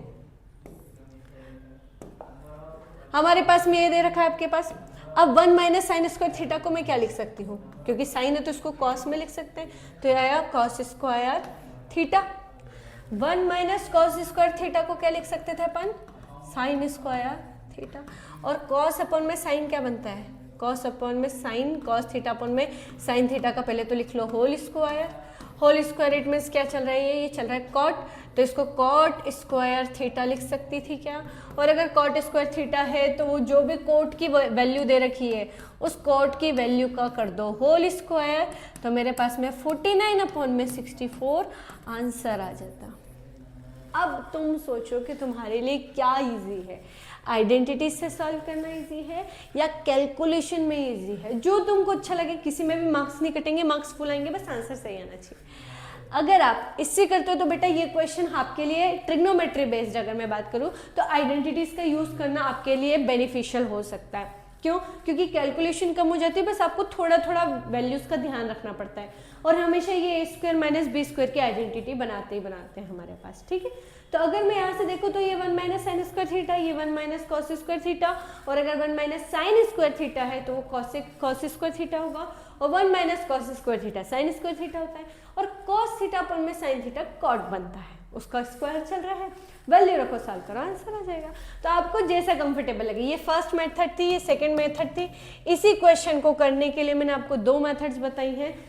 सेकंड वाले क्वेश्चन में तो डायरेक्ट वैल्यू रखो, आंसर आ जाएगा। ठीक है, तो कुछ इस तरीके का क्वेश्चन है, आप जैसे कंफर्टेबल हो आप वैसे कर सकते हो, बट मेरे अकॉर्डिंग अगर मैं बताऊं कि मेरा सजेशन क्या है, तो मेरा सजेशन है आप आइडेंटिटीज का यूज करो, क्योंकि यहाँ नहीं आगे आने वाले तो सारे क्वेश्चन में हमको आइडेंटिटीज यूज करनी है, तो अभी से सीख जाओगे तो आगे आसानी होती है।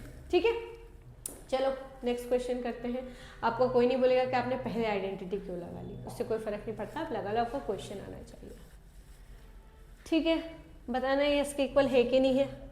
LHS RHS दिख रहा है, LHS कैसे चेक करना है, बताना है कि ये पूरी वैल्यू इक्वल टू है कि नहीं है इस पूरी वैल्यू के, जबकि आपको कॉट की वैल्यू दे रखी है। तो मुझे बताओ अगर कॉट दे रखा है तो 3 का तो यहाँ कुछ काम ही नहीं है, 3 को उठा के मैं इधर लेके आऊँ, तो कॉट A की वैल्यू कितनी आ गई बेटा 4/3। 4/3 मतलब ये हो गया बेस, ये हो गया परपेंडिकुलर, तो हाइपोटेनस क्या हो जाएगा, hypotenuse under root of b का स्क्वायर 16 प्लस 9, ये हो गया 25। 25 का स्क्वायर रूट कितना हो गया हमारे पास में 5, तो हाइपोटेनस आ गया हमारे पास में 5, मतलब 3 4 5 का triplet.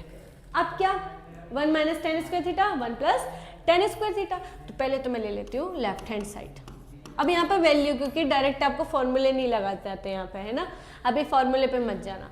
1 minus tan square theta 1 minus tan square theta, ten की वैल्यू क्या होती है परपेंडिकुलर अपॉन में बेस, तो यानी कि 3/4 का whole square, whole divided by इसकी क्या वैल्यू होती है 1 प्लस, तो यहाँ पर सेम एज इट इज को प्लस में कर लो, पर कट नहीं होगा बेटा क्योंकि बाउंड है हमारे पास में माइनस और प्लस के साथ। पहले सॉल्व करो इसको, तो अगर हम इसको सॉल्व करेंगे तो डायरेक्टली सॉल्व करके लिख दो बेटा, क्या आएगा मेरे पास में 1 माइनस 3/4 का स्क्वायर करेंगे तो 9/16 आएगा, 16 में से 9 गया तो मेरे पास में कितना बचेगा 7/16, होल डिवाइडेड बाय, यहाँ पर बनेगा मेरे पास में 16 में प्लस कर दो 9 को तो 25 आ जाएगा, 25 अपॉन में 16, ये कैंसिल हुआ, आंसर कितना आया 7 अपॉन में 25। इसको बोले इक्वेशन नंबर 1। क्यों?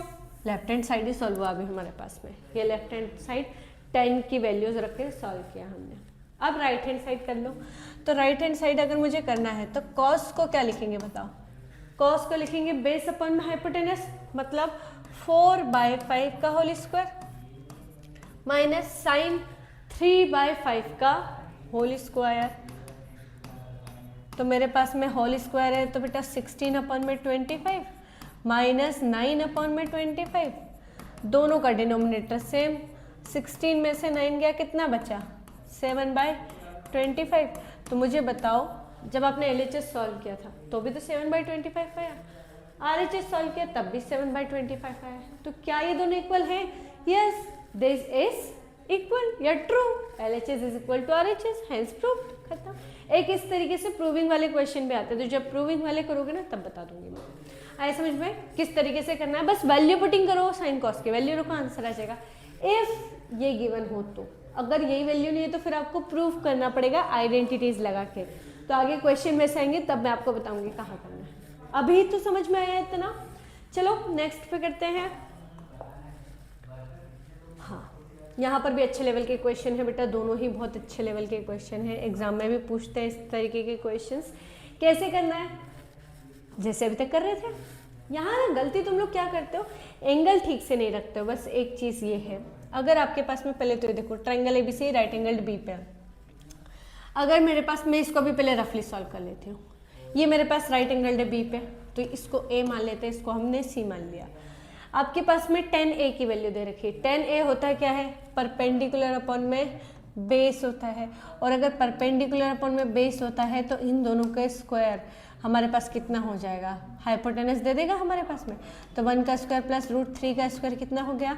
1 + 3 हो गया 4, 4 का स्क्वायर रूट कितना बना? 2। तो हमारे पास में हाइपोटेनस तो यहाँ से कितना आ जाएगा? हाइपोटेनस आ जाएगा हमारे पास में 2। क्लियर? ये तो यही कि यही सॉल्व कर लिया करो आप। अब आपने क्या क्या दे रखा था बेटा? एंगल A, एंगल A के सामने जो भी परपेंडिकुलर तो 1 हो जाएगा। बेस कितना है मेरे पास में? ये हो जाएगा √3। तो हाइपोटेनस कितना बन गया? 2। इससे मैंने तीनों ट्रायंगल की तीनों साइड्स को यहाँ पर शो कर दिया। आप भी कर सकते हो, इससे कोई फर्क नहीं पड़ता बेटा, क्योंकि 10 ये दे रखा है हमारे पास में। तो फॉर एंगल A तो समझ में आ गया। एंगल A के लिए ये परपेंडिकुलर बन जाएगा, ये बन जाएगा परपेंडिकुलर, ये बन जाएगा बेस, और ये बन जाएगा हाइपोटेनस। क्लियर? अब मुझे C भी तो चाहिए, एंगल C। तो एक छोटा ट्रायंगल और बना लो बेटा। यहाँ से अगर मैं एक ट्रायंगल और बना लूँ, सेम ही, कुछ भी चेंज थोड़ी करना, वैल्यू चेंज थोड़ी ना होती है, वो तो फिक्स होती है हमारे पास में, वो फिक्स होती है। तो अगर एंगल C बना रहे हैं अपन, एंगल C के लिए ये बन जाएगा परपेंडिकुलर, ये होगा मेरे पास में बेस, और इसको बोलेंगे अपन हाइपोटेनस। क्लियर? इतना समझ में आया? अब मैं रख रही हूँ डायरेक्ट वैल्यूज, ताकि आप लोगों को क्वेश्चन सॉल्व करने में आसानी हो। देखो आपको भी ऐसे ही करना है। अगर मैं साइन A रख रही हूँ तो साइन A, अब आपको पता होना चाहिए क्या होता है? परपेंडिकुलर अपॉन में हाइपोटेनस। एंगल A देख लो, ये क्या होता है? बेस अपॉन में हाइपोटेनस। पहले एंगल A रख ले, पहले एंगल A वाली वैल्यूज को रख ले सारी। देखो अगर एंगल A तो ये वाला ट्रायंगल चाहिए। परपेंडिकुलर कितना? 1, हाइपोटेनस कितना? 2। इसका मल्टीप्लाई cos C से बाद में करेंगे अभी अपन। cos A कितना चल रहा है बेटा? अगर cos A की बात करें तो बेस अपॉन में हाइपोटेनस, बेस कितना है? √3/2। साइन C अभी नहीं पता हमको, साइन C उसके लिए उधर है, बाद में देखेंगे। ठीक, ऐसे इधर भी तो A और C दे रखा है, तो एंगल A इसी ट्रायंगल के लिए दे रखा है। तो देखो cos A कितना चलेगा हमारे पास में? तो cos A की वैल्यू यहाँ से आई थी √3/2, उसका मल्टीप्लाई cos C से करना, माइनस साइन A कितना आया था? 1/2। इतना समझ में आया क्या करा मैंने? देखो बेटा, आपको राइट एंगल ट्रायंगल दे रखा था, बी पे राइट एंगल है, तो मैंने एक ABC ट्रायंगल बना लिया। अब जब ट्रायंगल दे रखा है एंगल A के लिए, तो ये परपेंडिकुलर और बेस, तो एंगल A के सामने जो भी साइड होगी वो परपेंडिकुलर, और परपेंडिकुलर की वैल्यू कितनी दे रखी है आपने? 1 दे रखी है। ऐसे अगर मैं बेस देखूं तो बेस आपने √3 दे रखा है एंगल ए के लिए, तो हाइपोटेनस बाय पीजीटी हमने निकाल लिया पाइथागोरस थ्योरम। अब ये पूरा हो गया मेरे पास में सॉल्व। अब अगर मैं एंगल सी के लिए बात कर रही हूँ, एंगल सी के लिए, तो 1, 3, 2 की पोजीशन कभी भी चेंज नहीं होगी, वो फिक्स है बेटा। आप एंगल देख रहे हो, अगर ये एंगल पे हो आप, तो इसके सामने वाली साइड परपेंडिकुलर हो जाएगी, बची हुई बेस और हाइपोटेनस अपने आप में फिक्स रहती है, रिजिड रहती है। अब इसको हटा दे अपन। अब क्या, अब देखो, अब यहां से हम लिखते हैं किसकी, अब मेरे पास में इसकी वैल्यू तो हो गई, किसकी वैल्यू, हमारे पास में एंगल ए वाला तो काम हो गया, हटाओ इसको, इसको अभी साइड कर देते हैं। अब आपने कॉस सी के लिए बात किया, तो कॉस सी का परपेंडिकुलर कितना था बेटा, कॉस सी का परपेंडिकुलर आपको दिख रहा होगा √3, हाइपोटेनस 2 सबके पास है, फिक्स है। साइन सी कितना दे रखा होगा, परपेंडिकुलर बेस है ना हमारे पास में, अच्छा sorry base base base base कितना चल रहा है यहाँ पे, बेस चल रहा है मेरे पास में 1/2 है ना। साइन साइन होता है परपेंडिकुलर अपन में हाइपोटेनस, मतलब √3/2, ये हो गई वैल्यू। अब सॉल्व कर लो, 1 1 जा 1, 2 2 जा 4, प्लस √3 इंटू √3 3/4, ये हो गया डिनोमिनेटर सेम, 1 + 3 मतलब 4/4, आंसर कितना 1, ये तो इसके लिए आ गया सॉल्व। ठीक, अब इसके लिए क्या, तो हमारे पास कॉस से तो था कॉस सी मतलब बेस अपन में हाइपोटेनस मतलब 1/2, ठीक, multiply sign C perpendicular upon में बेस तो √3/2, ये हो गया पूरा हमारे पास में। अब आपको समझ में आ गया ना कैसे वैल्यूज पुट करनी है हमको। तो मुझे बताओ, यहां से मल्टीप्लाई किया √3/4 आ गया था, माइनस यहां पर भी तो √3/4 ही आ रहा है, 1 + 1 माइनस कट गया, तो आंसर कितना, क्लियर। तो आगे समझ में बेटा कितने इजी क्वेश्चन है, बहुत टफ नहीं है, बस आपको वैल्यू पुटिंग करते आनी चाहिए। आप कुछ भी पूछ लो, अगर मुझे एंगल का ध्यान है, अगर मुझे ट्रायंगल बन रहा है, जो वैल्यू दे रखी है उससे अगर हम एक राइट एंगल ट्रायंगल फॉर्म कर पा रहे हैं, तो आप कुछ भी वैल्यू निकाल सकते, कुछ भी आप कुछ भी पूछो, tan cos से किसी भी एंगल का पूछो, हम सब फाइंड कर सकते हैं, ठीक है। चलो नेक्स्ट, हाँ ये भी अच्छा क्वेश्चन है। एक ट्रायंगल PQR है, जब भी पूछे ट्रायंगल तो बना लो, राइट एंगल क्यू पे है, ठीक है, इतना तो समझ में आ गया हमको। अब पी आर और क्यू आर मेरे पास में टोटल 25 दे रखी है, तो लेट अस सपोज कि मैं पी आर को x मान लेती हूँ, पी आर को मैंने x मान लिया, तो क्यू आर कितना हो जाएगा, पी आर को 25 में से माइनस कर दो, ये हो गया क्यू आर, और पी क्यू आपने 5 दे ही रखा है। तीनों साइड आ गई बेटा, कैसे निकाला, जो गिवन इन्फॉर्मेशन है उससे निकाला। आपने दो साइड का सम दे रखा, तो अगर एक को x मानेंगे, दूसरा 25 से कम ही तो होगा, ज्यादा तो होगा नहीं उससे, और तीसरे की साइड आपने दे रखी थी, तो मुझे 3 साइड दिख गई, पर मुझे एक ही चीज पता है, क्या, पाइथागोरस थ्योरम से हम निकाल सकते हैं परपेंडिकुलर का स्क्वायर प्लस बेस का स्क्वायर, 5 का स्क्वायर हाइपोटेनस का स्क्वायर दैट इज x का स्क्वायर, परपेंडिकुलर 5 का स्क्वायर 25, यहां पर क्या लगेगा बेटा, 25 माइनस x का होल स्क्वायर, इट मीन्स लगेगा a माइनस b का होल स्क्वायर। पहले लिख लो, a माइनस b का होल स्क्वायर क्या होता है, a का स्क्वायर प्लस b का स्क्वायर माइनस 2ab, तो 25 2 जा 50 और एक x, ठीक है। अब ये एक्स स्क्वायर इधर भी कट हो जाएगा, ये माइनस का 50 इधर आएगा तो प्लस का 50x हो जाएगा। अब ये बच गया मेरे पास में 650, तो यहां से आप डिवाइड कर लो, x की वैल्यू 650 को आपको डिवाइड करना है 5 से, तो मेरे पास में कितनी आ गई x की वैल्यू 13।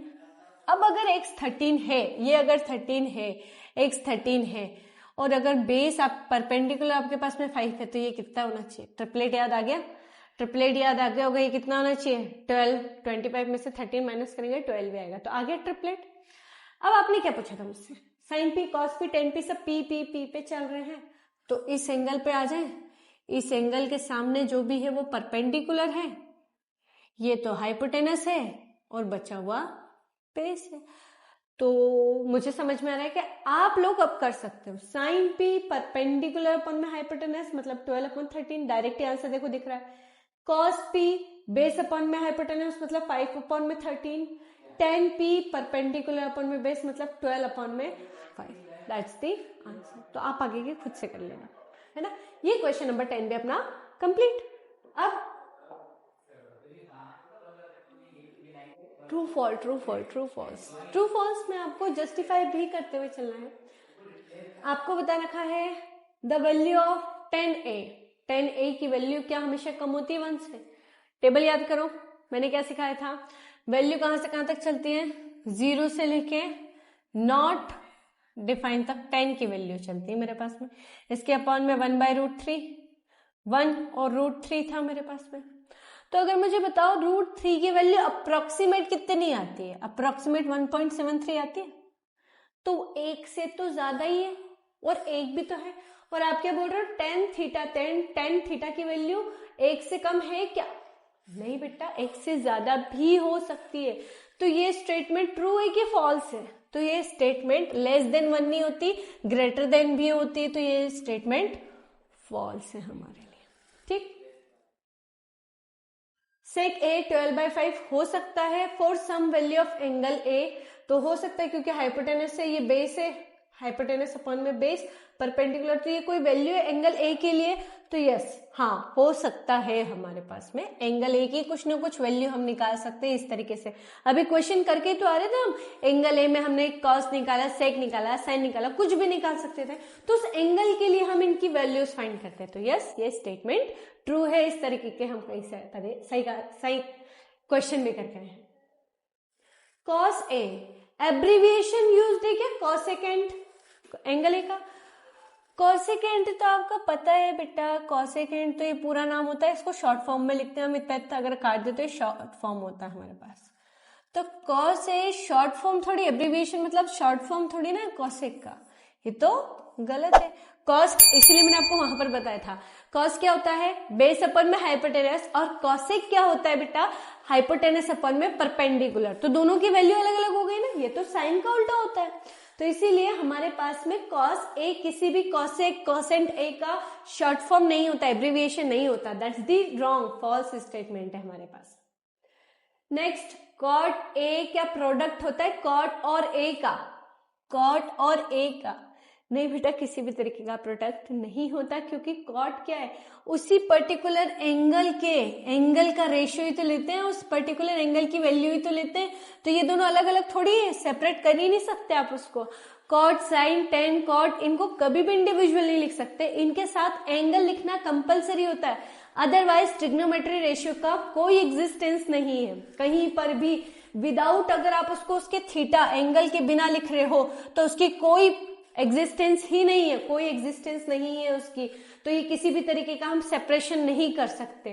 कॉस अगर लिख रहे हो, कॉट लिख रहे हो, सेक लिख रहे हो, साइन लिख रहे हो, उसके साथ उसका थीटा उसका एंगल होना कंपलसेशन है, और आप उसको कभी भी प्रोडक्ट नहीं लिख सकते, पॉसिबल ही नहीं है, वो रेशियो ही नहीं है वो तो ये गलत स्टेटमेंट है। क्लियर, साइन थीटा 4/3 होगा फॉर सम एंगल थीटा, तो हाँ भैया किसी भी एंगल थीटा के लिए कोई भी एक एंगल होगा उसके लिए साइन की वैल्यू 4/3 हो सकती है। हो सकती है क्या, हो सकती है क्या, हो सकती है। मुझे एक चीज बताओ, 4/3 परपेंडिकुलर अपॉन में हाइपोटेनस होता है, क्लियर।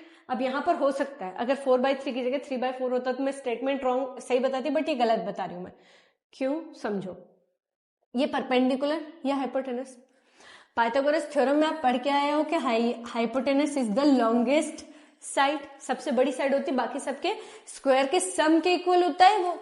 तो मुझे बताओ यहाँ परपेंडिकुलर बड़ा हो गया, हाइपोटेनस छोटा हो गया, हाइपोटेनस 3 है, परपेंडिकुलर 4 है, तो क्या पॉसिबल है ये वैल्यूज, नहीं ये तो पॉसिबल नहीं, क्योंकि परपेंडिकुलर बड़ा हो गया है हाइपोटेनस से, हाइपोटेनस लेस हो गया, परपेंडिकुलर ज्यादा, और ये गलत ही स्टेटमेंट है, राइट एंगल ट्राइंगल ही नहीं बनाएगा ये तो हमारे पास, क्योंकि राइट एंगल ट्राइंगल की प्रॉपर्टी ही यही बोलती है कि hypotenuse is the longest side, तो ये पॉसिबल ही नहीं है, तो स्टेटमेंट क्या हो गया, रॉन्ग हो गया। तो देखो आपके जो ट्रू फॉल्स थे बेटा, मैंने आप लोगों के सारे ट्रू फॉल्स भी इस एक्सरसाइज के विद पूरी डिटेल मैंने आपको बताया है। तो इस तरीके से क्वेश्चंस को अप्रोच करना है, इस तरीके से पढ़ना है। आप लोगों को मैं आइडेंटिटीज वगैरह उनके जो भी डिटेल है वो सब बता चुके हूँ।